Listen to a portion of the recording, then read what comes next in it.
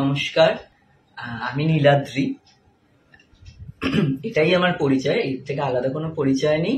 আর যদি কোনো পরিচয় থেকে থাকে তাহলে নীলাদ্রি দে ব্র্যাকেটে আমি একজন নৃত্যশিল্পী। সারাদিন এই করি, আর কোনো কাজ নেই।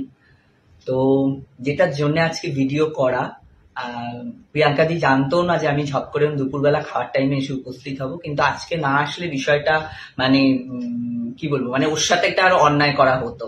মানে ওর সাথে আমার দিদি ভাইয়ের সম্পর্কটা বহু দিনে, কিন্তু আজকে এই ভিডিওটা করার একমাত্র কারণ, খুব ছোট্ট করে আমি বলি, আমি লাস্ট 2024 সালে 8 তারিখ আমি আমার মাকে হারাই।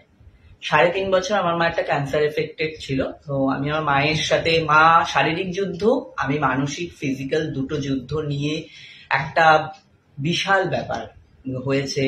অনেক কিছু জীবন সামনাসামনি ফেস করেছি, মা চলে যাওয়ার পরেও ফেস করেছি।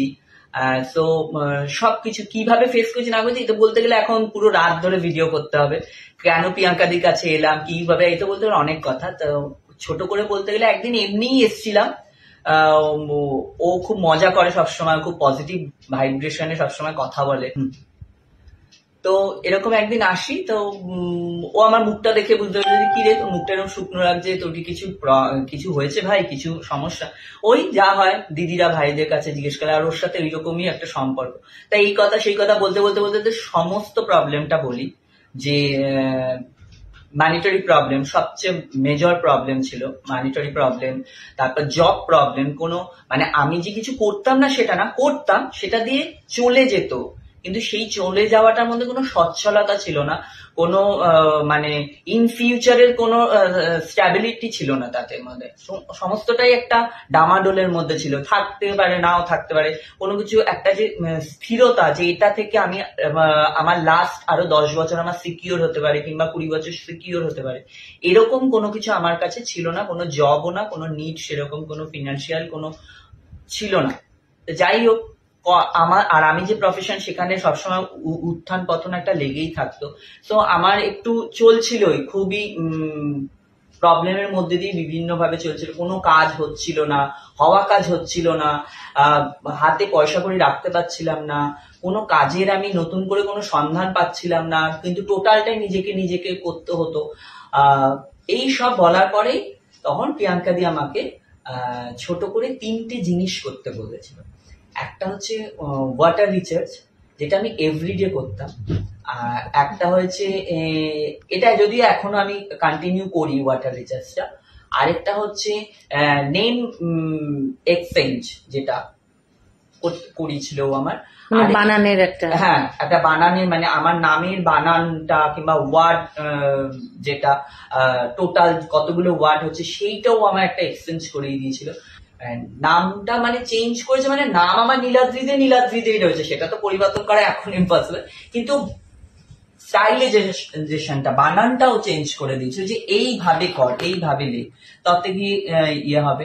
আরেকটাও আমায় করেছিল, যেটা হচ্ছে আরেকটা যেটা আমায় দিয়েছিল পাইরাইট আর সেল নাইট, যেটাও আমায় বলেছিল বাড়ির উত্তর পূর্ব কোণে করে রাখতে, একটা কাচের বাটির উপরে। আর ওটা বলেছিল 15 দিন, মোটামুটি একটা গ্যাপিং এ 15 দিন, ওরকম সবসময় যদি রেগুলার বেসিস ধরে নাও করতে হয়, মোটামুটি একটা গ্যাপে চেঞ্জ করবি। তো ওটা আমি এখনো মোটামুটি করি। কিন্তু মানে এটা বলার, এটা যেটা হচ্ছে, এই যে সমস্তটা প্রিয়াঙ্কাদি আগে তো, এখন যেরকম দেখি ওর একটা ইউটিউব চ্যানেল হয়েছে, ফেসবুক করতো, সেই হিসাবে এখন অনেক বেশি লোক জানে। কিন্তু আমি যখন এসছি তখন ওর না ইউটিউব চ্যানেল হয়েছিল, না ও ফেসবুকে এত রিভিউ দিত, কোনো কিছুই করেনি। ও জাস্ট এগুলো আমাকে দিয়েই ছিল, যে তুই এগুলো করে দেখ। আর কোথাও গিয়ে সত্যি কথা বলতে, ওকে অনেক ছোটবেলা থেকেই দেখেছি, ও খুব স্ট্রং, ও খুব পজিটিভ কথা বলে। তা কোথাও গিয়ে মনে হয়েছিল যে ও একজন এতটা শিক্ষিত একজন মানুষ হয়ে এতটা পজিটিভ ভাবে এই জিনিসটা আমাকে মানে করতে বলছে, দেখি করি। কারণ ও বলেছিল, ভাই তোর কোনো ক্ষতি হবে না, হলে ভালো হবে, হলে পজিটিভ হবে, নেগেটিভের কোনো জায়গায় নেই। তো সেই কথাটা কোথাও গিয়ে আমার ব্রেনে ক্লিক করেছিল, ঠিক আছে করে দেখতেই পারি, ক্ষতি হলে আর কি ক্ষতি হবে, যদি ভালো কিছু হয়। তো সেই বিশ্বাসটা নিয়েই করছি। মানে সত্যি কথা বলতে একটা বাংলায় কথাই আছে, বিশ্বাসে মিলায় বস্তু তর্কে বহুদূর। তো আপনারা যদি তর্কে যান তাহলে জীবনে কোনোদিন এটা শেষ হবে না তর্ক। কিন্তু যদি বিলিভ করে করতে পারেন, যদি একটু বিশ্বাস করে করতে পারেন, বিশ্বাস করে আমরা তো প্রতিদিন ঠকছি, তো ঠকবো বলেই যদি বিশ্বাস করে করতে পারি, আমার মনে হয় সেটার রেজাল্ট অনেক বেটার হবে। যেটা আজকের ডেটে হয়েছে সেটা যেটা হচ্ছে, আমি এখন বর্তমানে দুর্গাপুরে একটা স্কুলে জব পেয়েছি, একটা ইংলিশ মিডিয়াম স্কুল, যেটা নার্সারি টু ক্লাস 12 কোয়েট স্কুল, এবং সেটা আমার 2 এপ্রিল থেকে জয়েনিং। আমি এইটাই ওকে জানাতে এসেছি। আমার কাছে কিন্তু এটা মিরাক্কেল লেগেছে। আমার লোম খাড়া হয়ে যাচ্ছে। আমার বর্তমানে এখন আমি আমার গার্জিয়ান, আমি আমার মাথার ছাদ। আমার বাবা 2016 এক্সপায়ার করেছেন, মা 2024 8 তারিখ এক্সপায়ার করেন। তো ভালো হলেও আমার, খারাপ হলেও আমার। ওর হয়তো খারাপ হলেও হয়তো রাস্তায় দেখে হয়তো কাউকে হয়তো বলতে হয় নীলাদ্রিকে আমি চিনতাম, আহারে বেচারা, এটা হলো, এটা না হলেই পারতো। আর ভালো হলেও তোকে আমি কিচ্ছু দিতে পারি, যে আজকে এসছি আমি খালি হাতে, ওর জন্য ও মাটন খেতে ভালোবাসে, মিষ্টি খেতে ভালোবাসে, অনেক কিছু খেতে পারে, কিন্তু আমি ওর জন্য কিচ্ছু নিয়ে আসি, নাথিং, একটা চকলেটও না। এই আমি এখন নুঙ্গি স্টেশন ট্রেন ধরে সানগ্লাসটি পরে আমি আমার কাজে বেরোবো, জাস্ট 15 মিনিট হচ্ছে, ওকে কথাটা আমি জানাতে এসছি যে এইটা আমার লাইফে হয়েছে। তো এইটার জন্য যে ও আমার কাছে একটা হিউজ অ্যামাউন্ট নিয়েছে তা কিন্তু নয়, কোন রকম মানে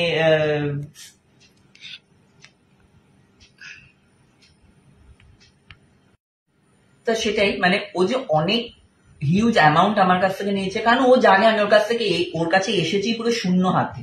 আমার কাছে 1 টাকার কয়েন তখন ওকে দেওয়ার মতন ছিল, আর কোনো কিছু দেওয়ার মতন ছিল না, মানে ও সেটা জানতো। কিন্তু যথেষ্ট রিজনেবল প্রাইসেও এটা আমায় করেছে, কারণ এই যে রেমেডি, এটা সম্বন্ধে আমার কোনো জ্ঞানও ছিল না, কোনো সেন্স ছিল না। এটা ওর কাছ থেকে আমি প্রথমবার শুনি, সেন্স তৈরি হয় আমার মধ্যে, এটা নিয়ে আমার চর্চা শুরু হয়।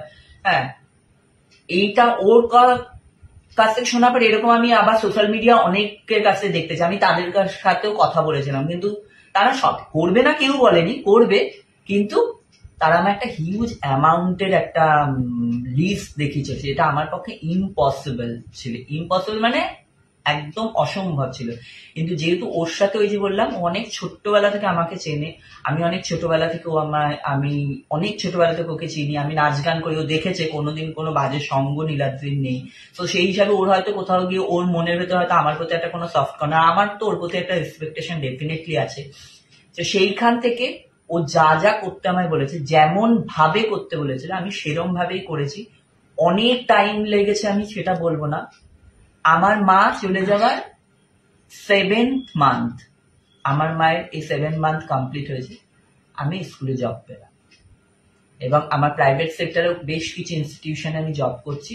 আমি এইটুকুনি বলতে পারি, কি হয়েছিল কি হবে আগামী দিনে জানি না, কিন্তু বর্তমান আমি খুব ভালো আছি, এইটা আমি সবচেয়ে বলতে পারি। আরেকটা জিনিস যেটা করেছিল ও, আমার এই যে দেখুন এখন এখানে লেখা, এটাও আমার সবসময় বলেছিল, যখনই তুই ঘর থেকে বেরোবি তখনই তুই এই নাম্বারটা আর এই স্কোয়ারটা ঠিক এই জায়গাটা লিখে বেরোবি এভরি ডে।